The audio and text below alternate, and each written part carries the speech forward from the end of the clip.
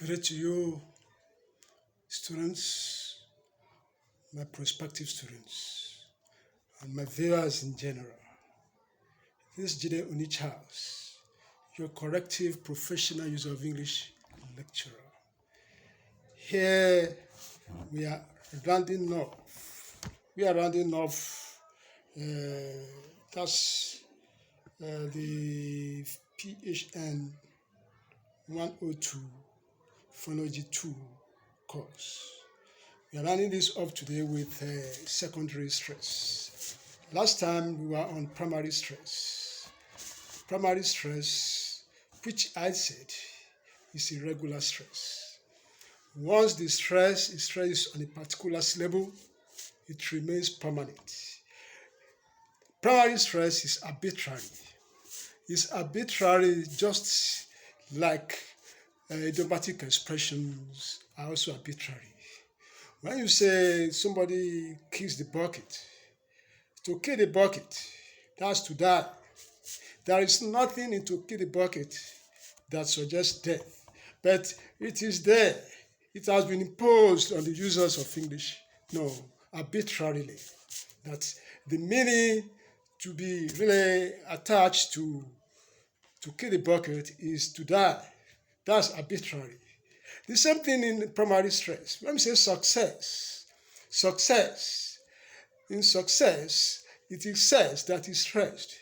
There is no hard and fast rule to show that it must be the last syllable to carry the stress. No, it is just there.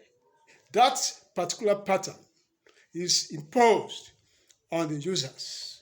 If you don't know, we cannot trace the source, the genesis of that particular pattern on the success, that is the stress placement there. It's arbitrary. But when it comes to secondary stress, it's not arbitrary. It is situational. It is the situation that will determine which syllable or which word or which words we carry stress. So secondary stress is otherwise known as emphatic stress. The stress that suggests emphasis. When we emphasize, we want to lay emphasis on what we are saying, that a particular word or particular words in a construction that are more important than others. Then we stress the words altogether. So this we call the secondary stress. So in a way, secondary stress is not arbitrary because there are rules to follow. That is, when you have there's kind of attitudinal change in what you are saying, that this particular word in this sentence carries weight, more weight than any other word in this construction. Then you produce it with force. So that force will suggest a kind of change in meaning. So today we are going to be involved together. I'm not just teaching. We are going to do a kind of exercise together. That is, we'll be working hand in hand. So for the secondary stress, actually to be carefully undertaken, we need to have a diagnostic construction. The diagnostic construction we have, please, you can try to get yourself the writing materials, that is a biro and a paper. Please write down the diagnostic construction. It's from the construction we'll be deriving the other emphatic constructions. That we have this as a reference point. That is, the diagnostic construction for today now, for this particular exercise, is lion ate goat very slowly inside the market yesterday. So we have this construction just for today's menu. So let me repeat. Please try to write down. The diagnostic construction. Construction for today's work is lion ate goat very slowly inside the market yesterday. So now let's go into the real meat. One, the first one here. It is a lion which ate the goat. It is a lion which ate the goat. In this case, a lion is stressed. There is force on a lion. It is a lion which ate the goat. As we have a lion here, there is an indefinite article a before lion. Whenever there is an indefinite article, that is a or some or absence of either, when we have it, we are introducing a completely new species. That is something new. We don't know that thing from Adam. We are just coming up with it. That's the reason for the introduction of a. When the a is there, it is a lion. So this a lion is stressed, meaning that not any other species, not any other animal. So we now have to provide a question that engenders that kind of statement with that emphasis. It is a lion which ate the goat. So the question, the right question to ask that could warrant that could bring about that kind of construction is it, now you provide another animal, not just a lion, to show that the emphasis on the lion. Maybe somebody has mentioned something else apart from the lion. So say it is a lion, not a tiger, not a dog. So we can have, is it a tiger which ate the goat? No, it is a lion. It is a lion. So we can have, is it a tiger? Is it a dog which ate the goat? It is a lion. Please take note of it is. When I say it is, there's topicalization here. That's double emphasis, sort of. So when I say it is a lion which ate, that present tense is shows immediate past. So it's likely the lion is still in the vicinity, in the area. But if we say it was a lion, that's historic past. It becomes a kind of history. So let us take note of that. It is the man who did it. The man must still be alive. It was the man, that's historic. In fact, it's already kind of a history. Now we move to the second question here.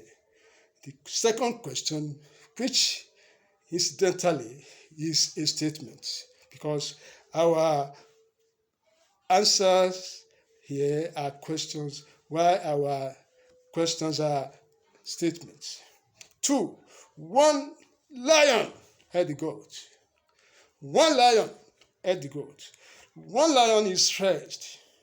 And when we say one lion now, it's not from a lion, because one, there is kind of number. We are talking of number, 1, not 2.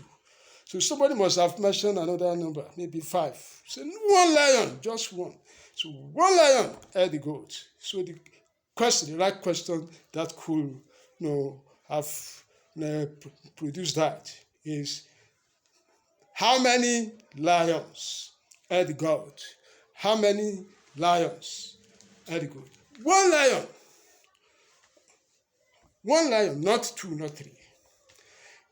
3. One goat was eaten. One goat was eaten. One goat is stretched. It's still like the second question, because we are still emphasizing the number, not 2, not 3. So the question that we can ask this statement is, how many goats were eaten? One goat was eaten. How many goats were eaten? One goat. 4. It was yesterday the lion ate the goat. It was yesterday the lion ate the goat. Yesterday is stretched. It was yesterday. Yesterday the lion ate the goat. In this case, not 2 weeks ago, not last week, not last, because the yesterday now must be contrasted with any other time in the past.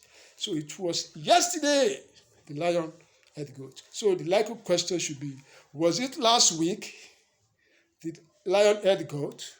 So you can replace the yesterday with any other time in the past.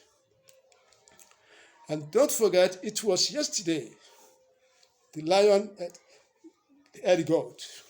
In this case, not any other time in the past. Yesterday. So any question you now ask, must fit another time apart from yesterday. 5. It was a lion which ate goat. This one is history past because of the words. It was. It's already kind of history. It's a history now. It was a lion which ate goat. So in this case, we are still talking about the species, not any other animal. Was it a tiger which ate the goat? No. It was a lion. A lion. A lion is stretched. 6. It was the goat which was eaten by the lion. It was the goat. The goat is stretched. So when we say the goat now, we already know the species, that is a goat. But when we use "the," we already know that we know the animal already. That's why the "the" is there. When you use "the," something, a species, has been mentioned before. So the "the" shows that in this case, we need to include the goat in the question. It was the goat which was eaten. It was the goat which was eaten by the lion. So the question should be, was it another goat which was eaten? Because we know already it was a goat. So now, was it another goat which was eaten? So in this case, we cannot replace goat with any other goats. Like, was it my goat or your goat? No, because of that topicalization. It was the goat, and the question must still contain the topicalization. Was it another goat? No, it was the goat, the same goat. 7. A lion ate a goat. A lion ate a goat. The whole statement is stretched. Everything is stretched. Everything has emphasis all true. A lion ate a goat.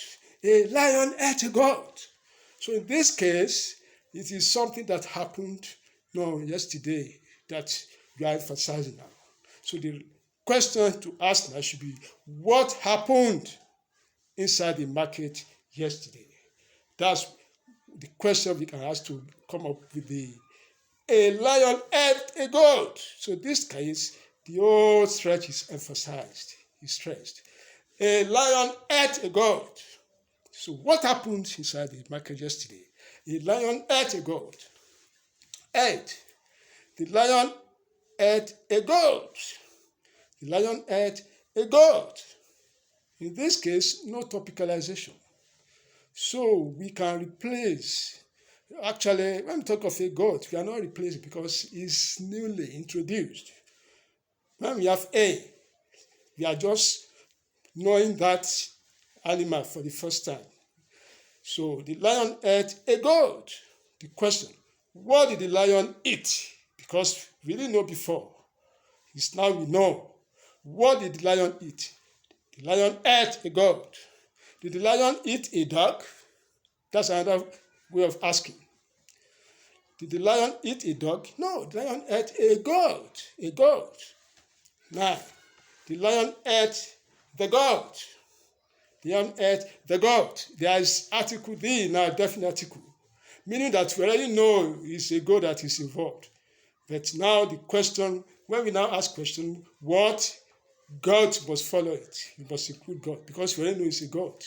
So the lion ate the goat. The lion ate the goat. So we have the question, what goat did the lion eat? Because we already know it is a goat. So we want to know the exact goat. So we have to put goat after what. But if it is a goat, you don't need to put a goat. the lion ate a goat should give us what did the lion eat. But if we have the goat, then we say what goat did the lion eat. 10. The lion ate the goat slowly. The lion ate the goat slowly. Slowly is emphasized, stressed. So we want to know how the lion ate the goat. Somebody must have said something else that goes against the speed at which the lion ate the goat for us to emphasize, to stress slowly. The lion ate the goat slowly. So we have the question, for example, how did the lion eat the goat? How did the lion eat the goat? Well, did the lion eat the goat fast? No, slowly. The lion ate the goat slowly. So slowly is stressed. So we have the question, did the lion eat the goat? How did the lion eat the goat? Or did the lion eat the goat fast, hurriedly, something like that. So question 11. Sorry, question 11 or statement 11. Because it's the statement we have, then our answer should be question. 11. The lion ate the goat very slowly. The lion ate the goat very slowly. Very now is stressed. Very stressed. So in this case, we know the lion ate the goat slowly, but we don't know how slowly. The lion ate the goat slowly. We have that. But this time, the lion ate the goat very slowly. So we now ask the question, how slowly did the lion eat the goat? How slowly? Very slowly. 12. The lion ate the goat inside the market. The lion ate the goat inside the market. Inside the market is stretched. The lion ate the goat inside the market. So the question here, did the lion eat the goat at the park? That is elsewhere now, not inside the market. What you have to supply now must be doing from inside the market. It can be anything. Did the lion eat the goat at the park? Or where did the lion eat the goat? Inside the market. Next, the lion ate the goat yesterday. The lion ate the goat yesterday. The lion ate the goat yesterday. Yesterday is first. So in that case, not last week. Not so you can contrast yesterday with any other time in the past.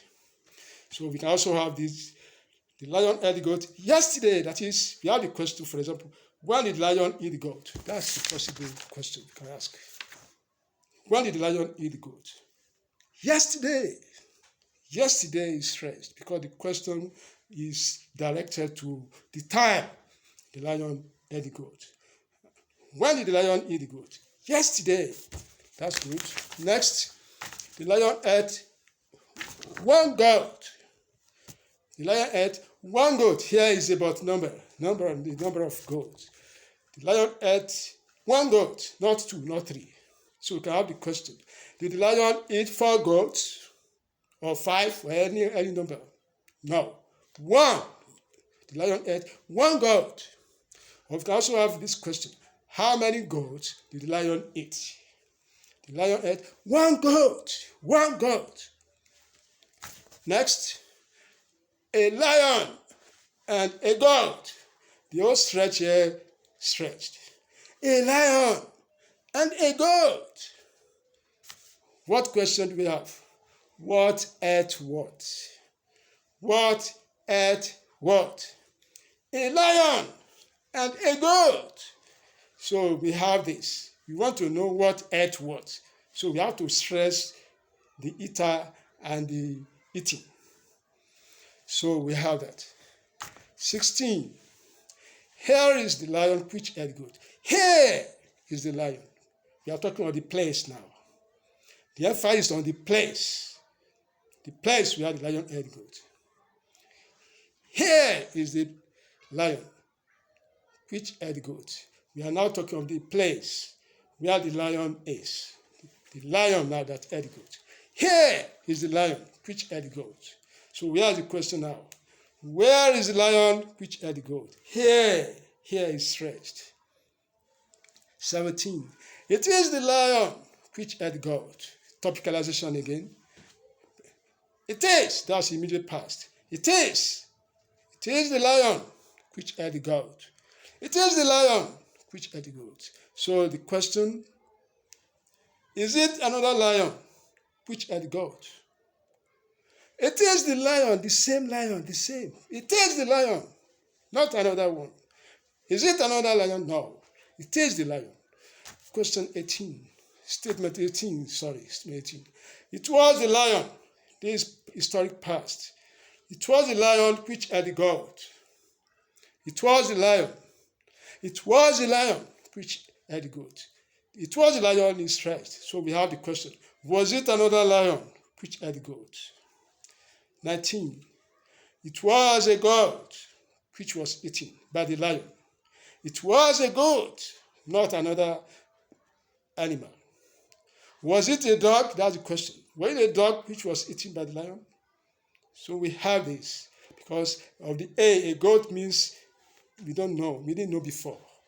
Which animal? It was a goat which was eaten by the lion. Was it a dog? No. Next, it is inside the market that the lion ate the goat. It is inside the market that is stretched. So we can have the question, is it on the field that the lion ate the goat? Inside the market, stretched. 21. The lion ate the goat inside the market. The lion ate the goat inside the market. Ate is stretched. So that means not any other thing the lion did. The lion didn't do any other thing. So the contrast should be the action of the lion. The lion ate the goat inside the market. The question now, there are two ways.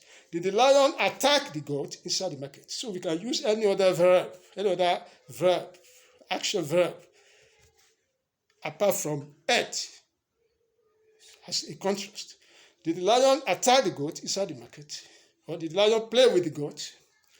What did the lion do inside the market? The lion ate the goat inside the market. So ate is stretched here. 22.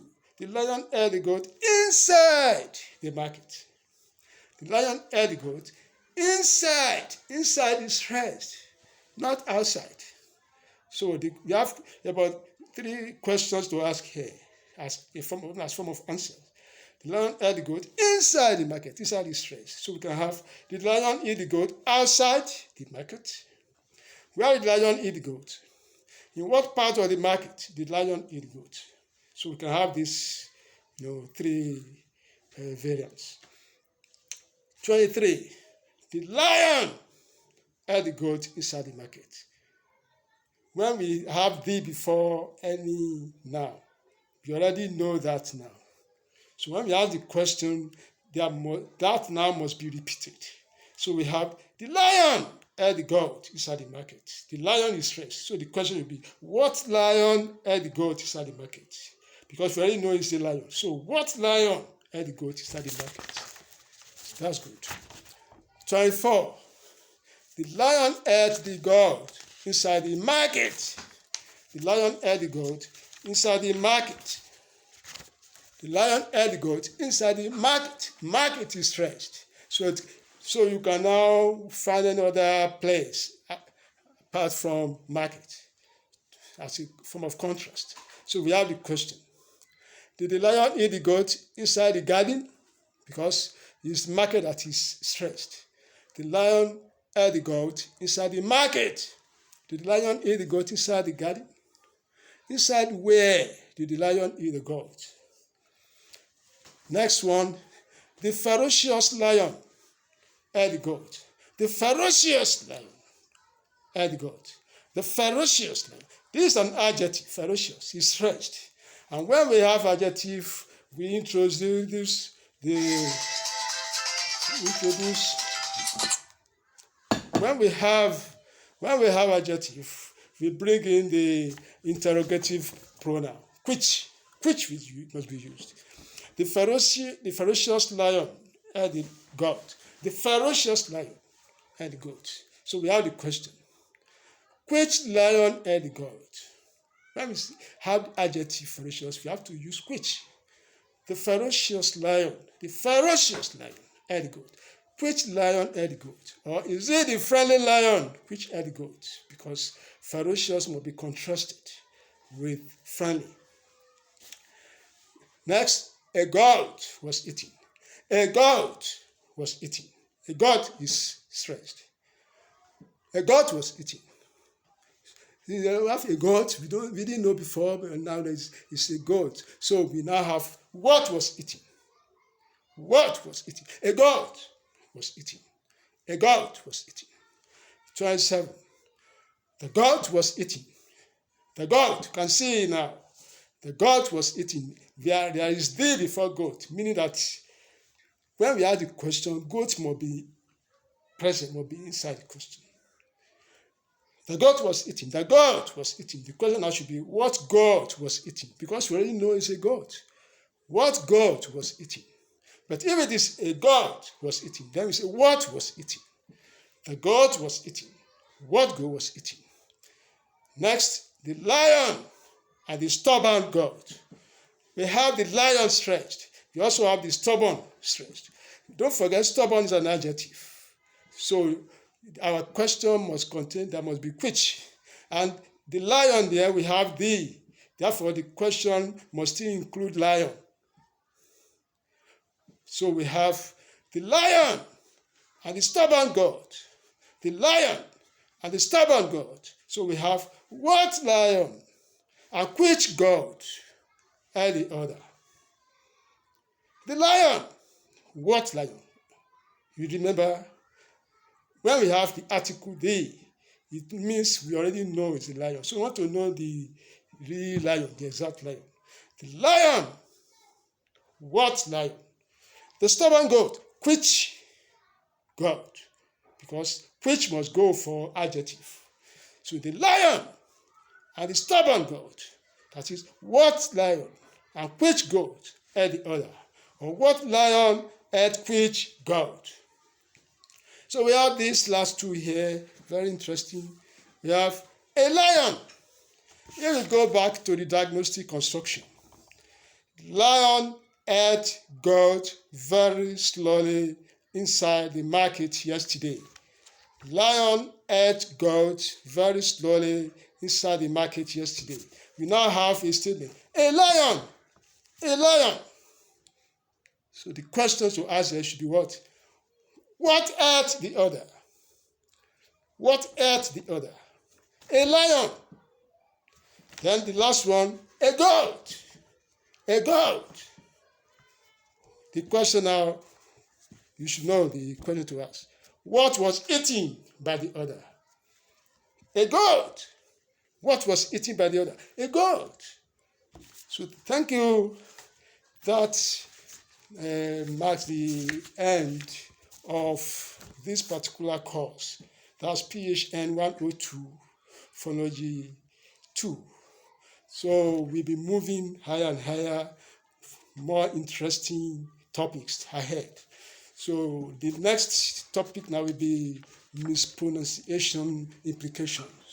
We have mispronunciation implications, followed by misspelling implications. So no problem, please. I still have to advise my viewers, especially my students, my online students, as well as prospective students, to please access our group on Facebook, JC Training Concepts. You see many things you need to know there.